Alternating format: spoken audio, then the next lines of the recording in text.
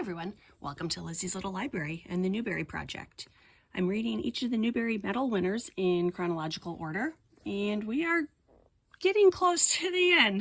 The end is definitely in sight here. Today's book is the 1998 winner called Out of the Dust, written by Karen Hess. Karen is originally from Maryland, and she is still alive. This is the first book that won that was written in verse format. The intro page begins in 1934, so we are back to the Newbery formula after a nice contemporary book. I'm guessing our protagonist will find her place in the world. So the actual story begins a little bit earlier in 1920 with the narrator's birth. She is Billy Jo, currently age 14, and living in the Panhandle. She doesn't specify which one. Florida, Oklahoma, given the setting, I'm going to guess Oklahoma. And the description on the dust jacket flap gives away way too much of the story. So the actual story seems to be a series of events in her life. At first glance, it reminds me of The House on Mango Street, which made absolutely no sense to me until I heard a teacher explain it to her class that they should read it like a series of vignettes or snapshots that show the story of her life as opposed to an actual chronology with an overarching theme and plot line. So the events of our story: in 1934, the farm is plagued by dust, and Billy Jo has been asked to play piano at a concert, but Mom says no because she would have to miss school for rehearsals. And, I'm okay with that parenting decision. There is a horrific accident involving a pot of kerosene that was left next to the stove. And who does that? Seriously, kerosene should be outside or in the garage or in the shed, not by the stove. Oh my goodness.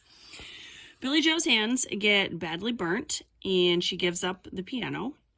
She is definitely not the worst affected by the accident. She reflects on how many events would be different with her mother. It snows. Christmas passes. And on page 181, we finally get the title reference. So I'll just read page 181 in its entirety. This poem is called Hope Smothered. While I washed up dinner dishes in the pan, the wind came from the west, bringing dust. I just stripped all the gummed tape from the windows. Now I've got dust all over the clean dishes. I can hardly make myself get started cleaning again. Mrs. Love is taking applications for boys to do CCC work. Any boy between 18 and 28 can join. I'm too young and the wrong sex. But what I wouldn't give to be working for the CCC, somewhere far from here, out of the dust. May 1935. She says several times that she would like to leave, yet when her aunt invites her to live with her in Texas, she isn't interested. Instead, she runs away in the night and hitches a ride on a train going west without even saying goodbye to Dad. On page 202, she gives a nice description of her parents. And she says Dad, he was like tumbleweed. Ma had been tumbleweed too, holding on for as long as she could, then blowing away on the wind. My father was more like the sod, steady, silent, and deep, holding on to life which reserves underneath to sustain him and me and anyone else who came near. My father stayed rooted, even with my tests and my temper, even with the double sorrow of his grief and my own. He had kept a home until I broke it. So, I thought that was a pretty nice description there of her parents. So Billy Jo gets off the train in Arizona and calls her neighbor to tell Dad she's coming home. Dad has a lady friend. Billy Jo accepts her, and from history, we know that things will eventually improve, at least with regards to the dust and the Dust Bowl. The end. So this was the first Newbery winner written in verse format, and I'll be the first to admit I don't really understand the purpose of this format. I've read other verse books from other authors. I read Lori Holtz Anderson. She did Shout. That was in voice format. or verse, excuse me. I started a book by Ellen Hopkins. I didn't finish it. I don't really understand the purpose of verse formats. So I know that's on me, but certainly I'm not the only one who feels that way. And I don't know what I'm supposed to get out of this format. And then having said that, as a very well-read adult, if I'm struggling, I can't imagine what third graders, fourth graders would do with this book. So yes, the verse format was a bit of a novelty, but otherwise it's the same Newbery story set in a different place.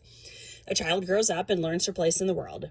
You know, bonus points for a historic setting the committee hasn't rewarded yet. The actual story events were sad, but I didn't love Billy Joe as a character. I don't think her character development was especially good. The setting descriptions, the overall hopelessness of the Dust Bowl were written very well, but the characters weren't. So it was a mixed bag for me. I didn't love it, but I didn't really hate it either. There were 3 honor books this year.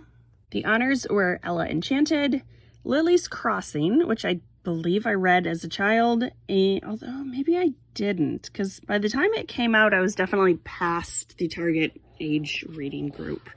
And Jerry Spinelli gets an honor here for Ringer.